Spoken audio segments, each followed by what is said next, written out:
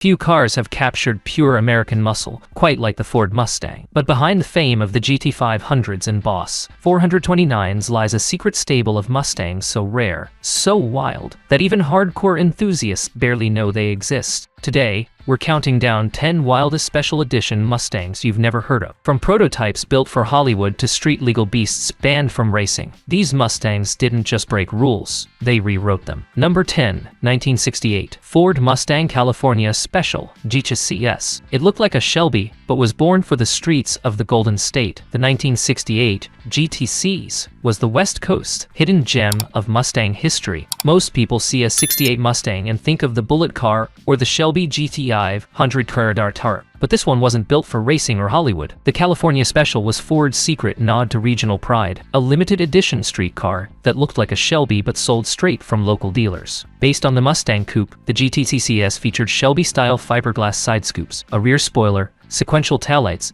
and special stripes. Under the hood, you could get anything from a 289 V8 to the big 390 cubic inch engine. Only about 4,000 units were ever built, making it one of the rarest production Mustangs of the late 60s. Ford wanted to capture the West Coast cruiser vibe, and it worked. It was stylish, fast, and effortlessly cool. Some claimed the California Special was just a fake Shelby, but those who drove one knew better. With the 390 engine, it packed 320 horsepower and could easily hold its own against full-blown muscle cars of its time. It was more than just a trim, it was a statement. The GT80s became one of Ford's first truly regional performance specials, paving the way for countless dealer-exclusive Mustangs that followed. It wasn't built to win races, it was built to own the boulevard. Number 9, 1969, Mustang Boss 302 Trans Am prototype. Before it became a racing legend, the Boss 302 started life as a secret weapon built to destroy the Camaros on track. Most people know the production Boss 302, the street-legal muscle car with sharp handling. But few know about the prototype that started it all. The raw, hand-built machine Ford engineers used to battle Chevy in the 1969 Trans Am series. It ran a 302 cubic inch V8, designed specifically to stay under the Trans Am limit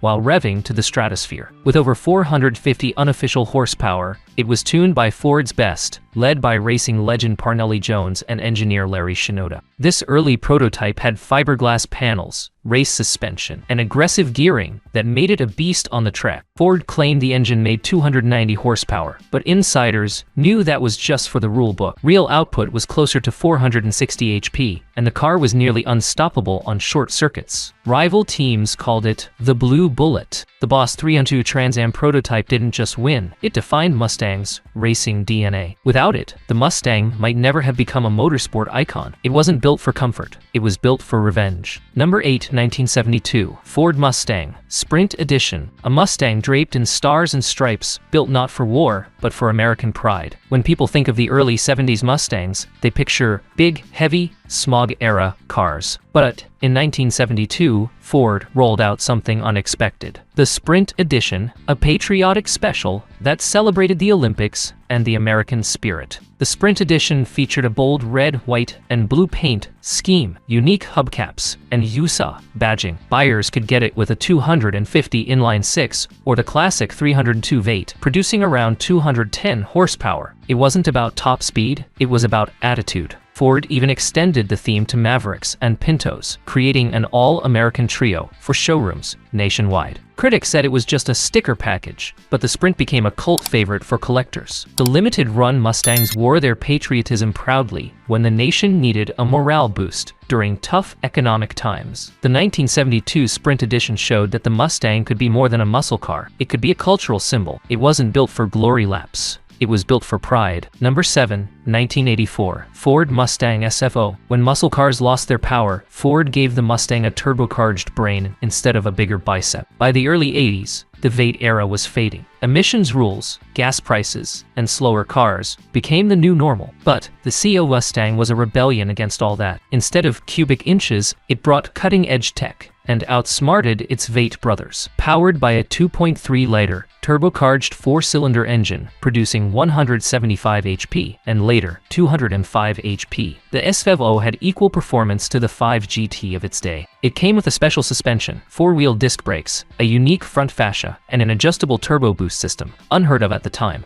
Built by Ford's Special Vehicle Operations team, it was meant to rival European sports cars, not muscle machines. While many dismissed it for not being a real V8 Mustang, test drivers raved about its balance, handling, and tech. It could out-corner most imports and easily match the Corvette in a sprint. The turbo whistle became its battle cry. The Evo didn't just save the Mustang's reputation, it reinvented it for a new generation. It wasn't built for nostalgia, it was built for the future. Number 6, 1995, Ford Mustang, CVT, Cobra R. Ford took the Mustang, stripped away everything, even the radio, and built a track monster that terrified Porsches. Most people think of the 90s Mustang as a cool street car, but the Cobra R was no ordinary pony. It was a purpose-built racer for people who wanted raw speed, not comfort. Only 250 units were made, all painted in vibrant white with black interiors. Under the hood, a 5.8-liter, 351 cubic inch Windsor V8 pumping out 300 horsepower. But that number didn't tell the whole story. It came with heavy-duty brakes, race suspension, and zero frills. No AC, no radio, no sound insulation. Ford even required buyers to show a racing license before purchase. Testers found the real output was well above 320 horsepower, and it handled like a purebred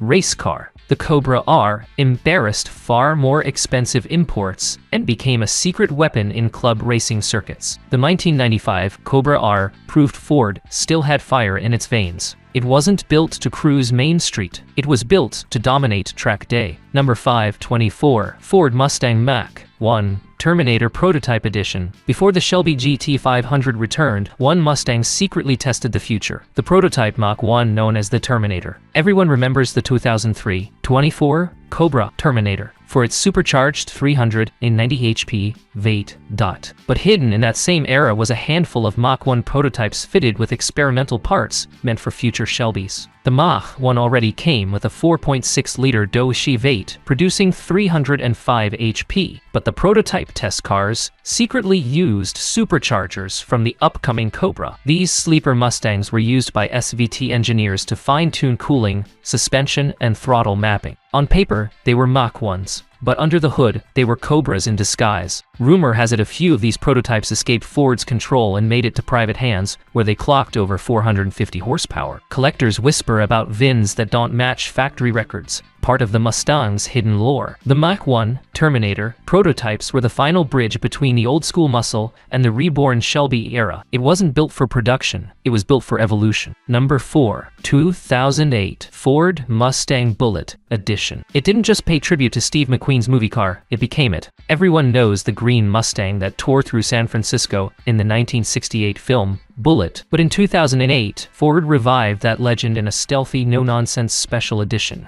The Bullitt Mustang, built not to flash, but to feel like the original movie car. Powered by a 4.6-liter V8, making 315 horsepower. This Mustang got a unique intake, tuned exhaust, and revised suspension for sharper handling. No stripes, no spoilers, no chrome, just dark Highland green paint and minimalist styling. It even had a special exhaust note tuned to match the movie's sound. Inside, the dash carried a Bullitt badge with serialized numbering, reminding owners they were part of Mustang cinema history. While Ford quoted modest numbers, independent tests showed 0-60 in 4.9 seconds, faster than most GTS of its era. The Bullitt's whisper-quiet debut caught enthusiasts off guard. It was understated, yet deadly quick. The 2008 Bullitt proved that less can be more. It wasn't built to scream for attention, it was built to echo a legend. Number 3, 2012 Ford Mustang Boss 302 Laguna Seca. This was the Mustang so wild, Ford banned back seats and gave it a racetrack instead. When the Boss 302 name returned in 2012, fans expected nostalgia.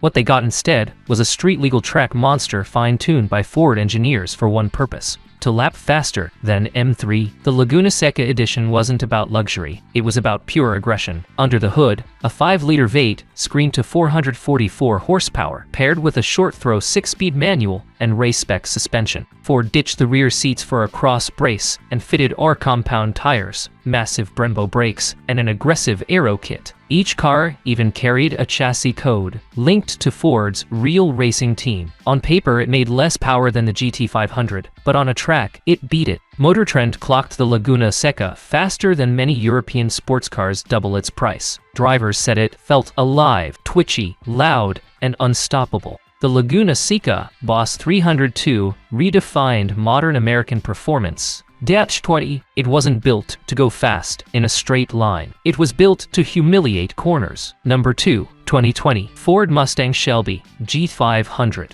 Carbon Fiber Track Pack. This isn't just the most powerful Mustang ever, it's the one that makes supercars sweat. Everyone expected the new G500 to be brutal. What nobody expected was that it would evolve into a track-ready hyper-muscle car that could chase down rarest. The Carbon Fiber Track Pack wasn't a trim, it was a declaration of war. Its 5.2-liter supercharged Predator V8 roared with 760 horsepower and 625 pound-feet of torque, paired with a lightning-fast dual-clutch transmission. The package added full carbon fiber wheels, a massive GT4 wing, and Recaro racing seats. With launch control, it could hit 0-60 in 3.3 seconds and crush the quarter mile in 10.7. Even though Ford never officially published a Nürburgring lap time, insiders leaked numbers showing it nearly matched the Porsche 911 GT3. Critics said it wasn't just powerful, it was surgical. Every shift was lightning, every corner precise. The GT500 Track Pack blurred the line between street car and race car. It wasn't built for bragging rights, it was built to annihilate the world's best. Number 1, 2021 Ford Mustang Mach-E 14 Prototype. 7 motors, 1400 horsepower, torque,